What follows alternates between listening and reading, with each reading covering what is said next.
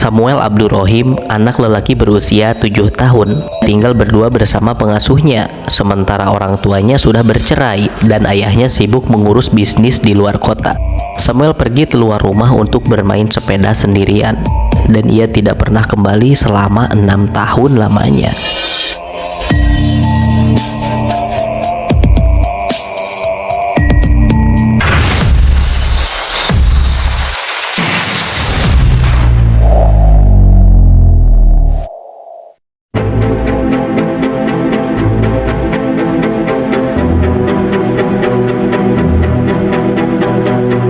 Hari berikutnya Samuel terbangun di sebuah ruangan yang kumuh dan berdebu.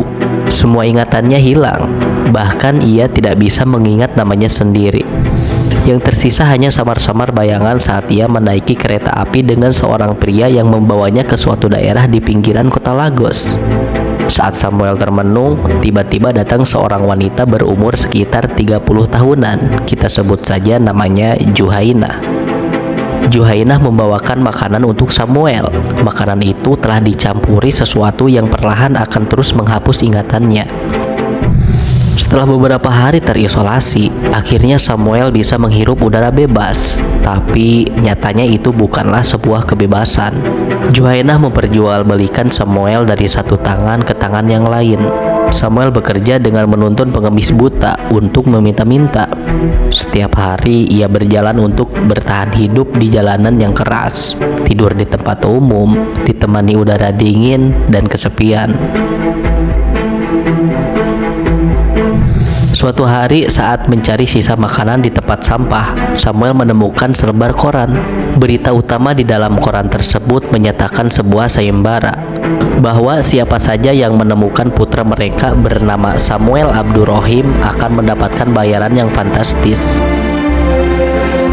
Namun sayangnya Samuel tidak bisa membaca, sehingga ia tidak tahu bahwa anak yang dicari itu adalah dirinya sendiri. Tapi Samuel tetap membawa koran itu untuk dijadikannya alas tidur. Setelah beberapa minggu, masa sewa Samuel sudah berakhir, dan pengemis buta itu mengembalikannya kepada Juhainah. Setiap pulang, kondisi Samuel semakin kurus dan tubuhnya mulai ditumbuhi penyakit kulit. Hal itu membuat orang-orang enggan untuk mendekatinya.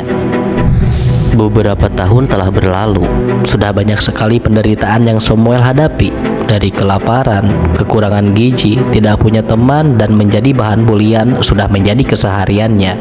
Hingga pada suatu hari, datanglah suatu keajaiban yang menjadi titik balik dari penderitaannya.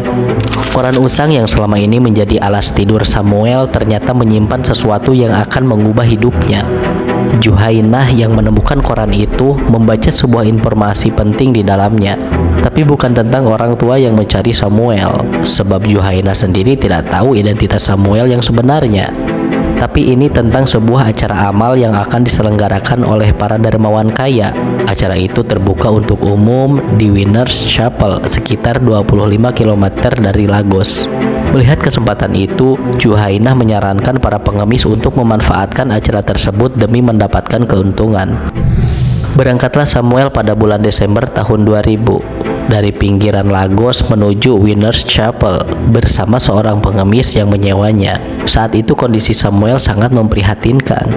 Tubuhnya kurus kering, kulitnya dipenuhi penyakit yang semakin parah, dan bahu kanannya bengkok karena bertahun-tahun digenggam pengemis buta sebagai penunjuk jalan.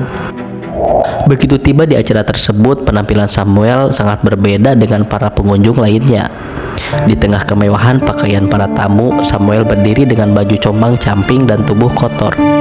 Ia mengulurkan tangan kecilnya kepada setiap orang, memohon belas kasihan dan sedikit rezeki. Kemudian tangan mungilnya itu berhenti di hadapan seorang wanita dari keluarga kaya raya bernama Firda. Tapi bukannya memberikan uang, Firda hanya terpaku menatap Samuel dalam-dalam. Tatapan mereka bertemu, waktu seakan berhenti. Hanya ada mereka berdua di tengah hiruk-pikuk keramaian. Seketika air mata Firda tumpah sambil merangkul Samuel erat-erat. Batinnya merasakan ikatan darah yang kuat dengan anak kecil di hadapannya. Bau amis masih melekat kuat, namun bagi Firda itu adalah aroma kerinduan seorang kakak kepada adik tersayangnya.